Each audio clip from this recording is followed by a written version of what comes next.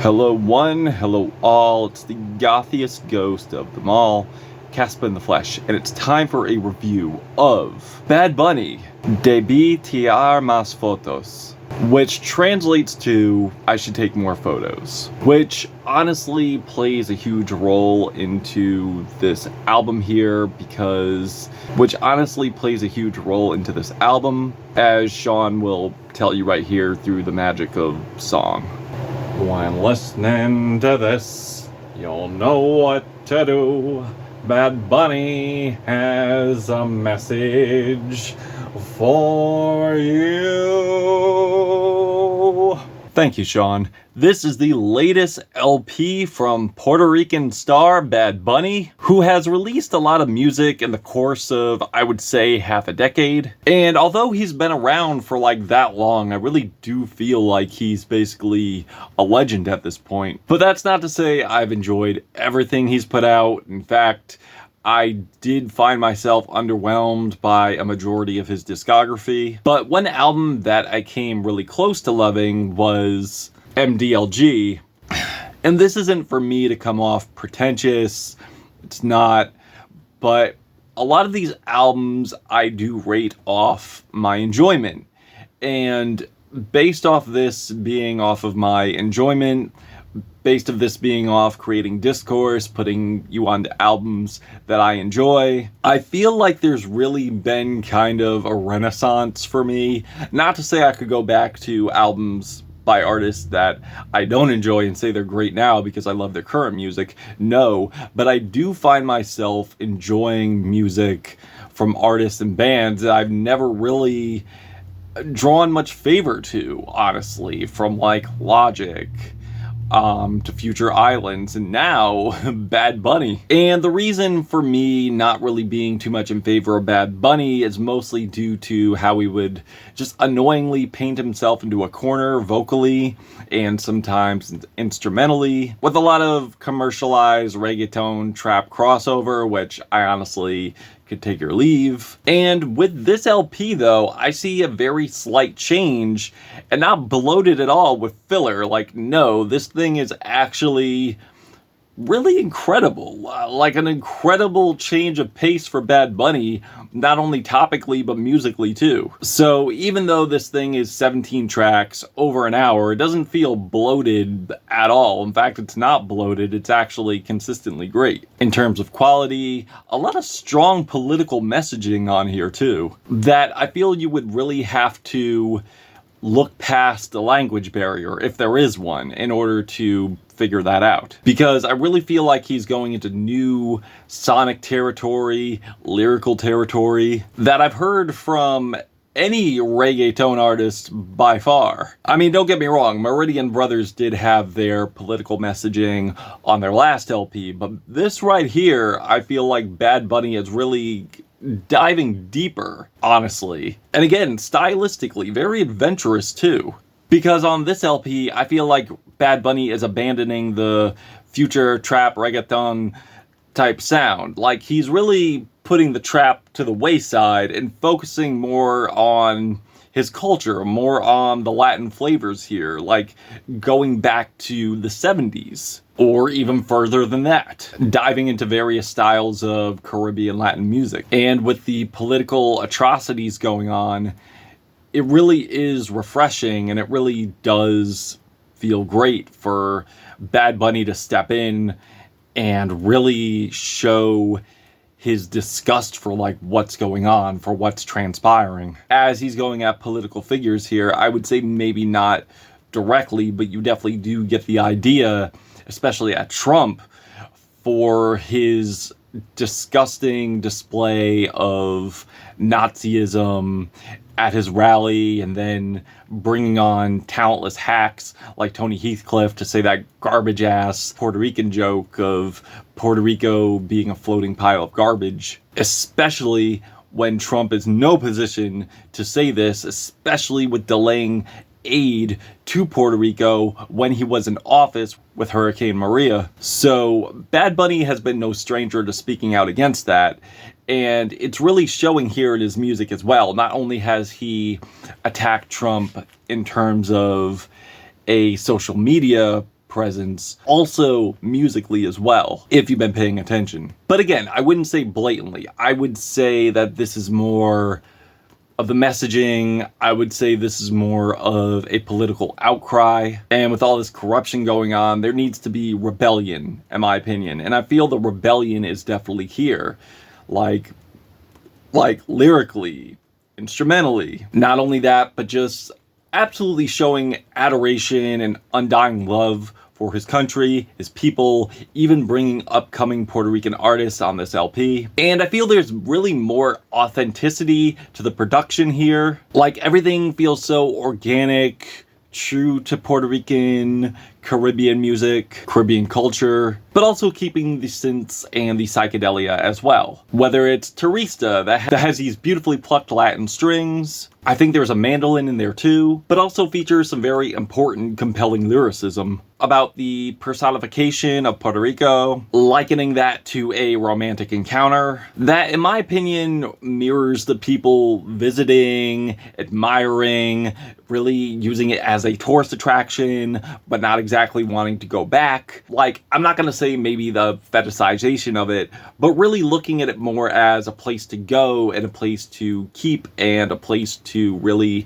take care of and support. It's like you admire its beauty, you admire its culture, but will you stand up for its rights, basically? Will you stand up for its existence? Like, are you looking at this as a tourist spot, or are you looking at this as an actual country where people live, where people have culture, have lives? Or especially on Café Conron, that is just an explosion of Latin music with heavy percussion, group chanted vocals, with sick rhythm variations, that has these bright, squishy synths. And upon reading into the lyrics, it's definitely a form of protest we're seeing here, with the community uniting to take down fascism, taking down fascist leaders and letting their voices be heard. Which definitely does play into the final track here, which has another burst of Latin instrumentation that's just sequenced fantastically, that really dives deeper, like not only having this be biographical of Bad Bunny's origin, reflecting on his artistry, wanting to be remembered,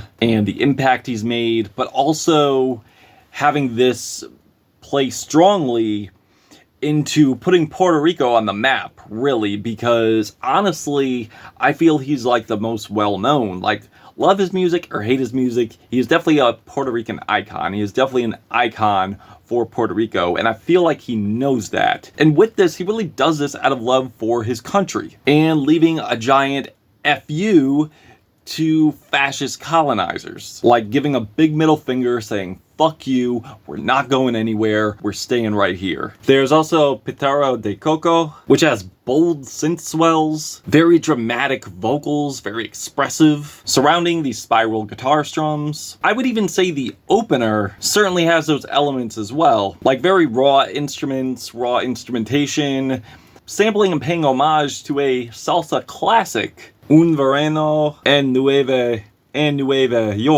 which means New York, which paying homage to New York as well, but also the Puerto Rican culture within New York, the Puerto Rican history within New York. And when it comes to the horns, they're definitely coalescing stylistically very well with the synth sirens. A lot of reverb on the vocals, booming bass, and absolutely a rent-free refrain in my head as his vocals go even more unhinged as he dives deeper into the track. And another highlight, another track of poignance, without a doubt, Que Le Peso a Hawaii, which, as I mentioned before, where you have this fucking maniacal overlord wannabe god king Trump over here colonizing all these other countries, all these other strips, really doing straight up nationalism as he wants to take over the Panama Canal, wanting the Gulf of Mexico to be Gulf of America, wanting to build land and capitalize and take over the Gaza Strip. And now we're dating back to when America colonized Hawaii and added Hawaii as a state of America, and how Bad Bunny is passionately defending his country, saying, no, you will not turn this country into a state, into a part of America. No, just just emphatically rebelling against that idea. Not only that, but I love how dark the production sounds here. I feel like how shadowy and how ominous it is, added with the Latin flavors, remind me of something off of Natalia Lafourcade's De Todas las Flores, which was my album of that year, by the way. And also I love the marriage of the super dark Latin flavor with the guitar strums. There's definitely a lot of variation of heat here. From the guitar strums, large warm analog bass, searing desert-like keys, with a huge enchanting futuristic ending. It reminds me of something off of YM a little bit, but way more ambition this time around, more structure. And I feel like he's really brought so much innovation to Spanish music here, Caribbean music, with the combination of something so tangible, so close to home, but also so futuristic, so innovative, with almost like proggy effects here, without making it sound overproduced, which is absolutely amazing to me. And also with BAILE INoLVIDABLE, which has these incredibly large Latin horn sections, which are great, with these fantastic electric piano lines, hand percussions. It sounds catchy as hell, with a lot of grooves, something off of like a Panama compilation off of Soundwave Records. And in terms of highlights, there are the twinkling synths, with these chunky, thunderous, syncopated drums that are very dembow. Consistently throughout the track, LLeVARTE, which certainly goes more on a flirtatious route, with a shout out to fantastic fellow flamenco and Latin artist Rosalia. Another highlight for me, which is probably the most dreamiest cut here, that's very synthy, beautiful ethereal vocals from REMAS, with great chemistry between the two. That reminds me of something out of a Magdalena Bay record, which is of course PERFuMITO NUEVO, that I feel really complements the following track, WELTiTA, with its chilly synth swells, wonky bass, tropical drum patterns, with some nice touches of reverb on the back end, with a stunningly gorgeous vocal performance from featured artist Chue. The trickling synths and pounding drum patterns continue on the track VeLDÁ.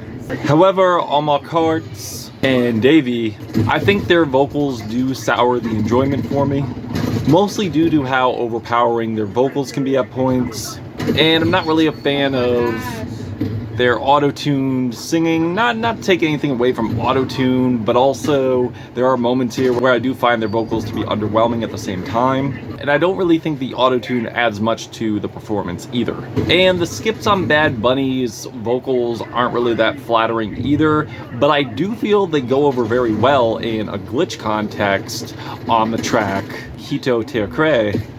But I really can't deny how there are tracks here that pale in comparison and really do paint themselves into a corner, like on the track El Club, which again I feel pales in comparison to the psychedelic highlights here that Bad Bunny really kills on his own, because the track TeCRÉ really has these spacey-like synths, loud syncopated drums, with a fat melodic bass line with some glitchy vocals that we get more into at the end that feels like Bad Bunny is actually dissipating into the track. Like he's trying to deliver a message to me, but dissipating and disappearing into the track at the same time. Just glitching away into the throbbing synth bass, and some nice falsetto melodies too.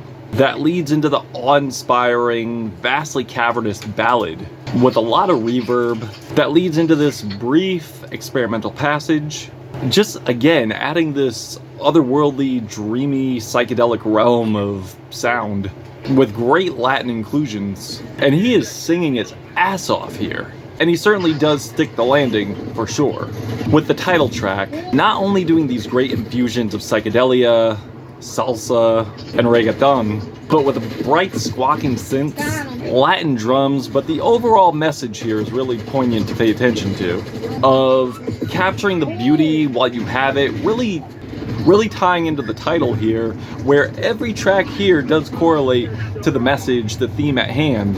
Just capturing the beauty of life while it's here, taking pictures of what you're loving and cherish, because it's only here for a limited time, not going to be here forever.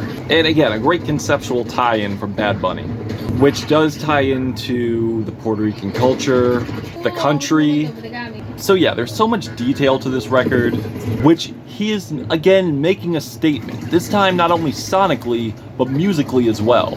Like, this thing is very much a defiant moment, not only for the inclusions of a lot of various Caribbean styles here, but also moments of defiance in the face of fascism and a rebel cry that needs to be heard. And I get there's a language barrier here, but if you could understand and translate and do your history on this, this is really a powerful record. It definitely is. There are some tracks I feel that do paint themselves into a corner, and I wasn't too crazy about some of the featured vocals on here, but honestly, I'm glad he's branching out, contributing to psychedelia and reggaeton, but also with how much he's adding to this. There's meaning to everything he does here. And you can tell, like, he really does, again, love the culture, his people, which he's doing it for, and he's doing it for them very greatly. And with high defense, and he's doing it in the most fantastic, creative way possible. I'm feeling a 4 out of 5 black hearts on this. If you've given this a listen, what did you think? Did you love it? Did you hate it? Why? And that's it. Caspa, Gothic Ghost, Bad Bunny. Till we meet again.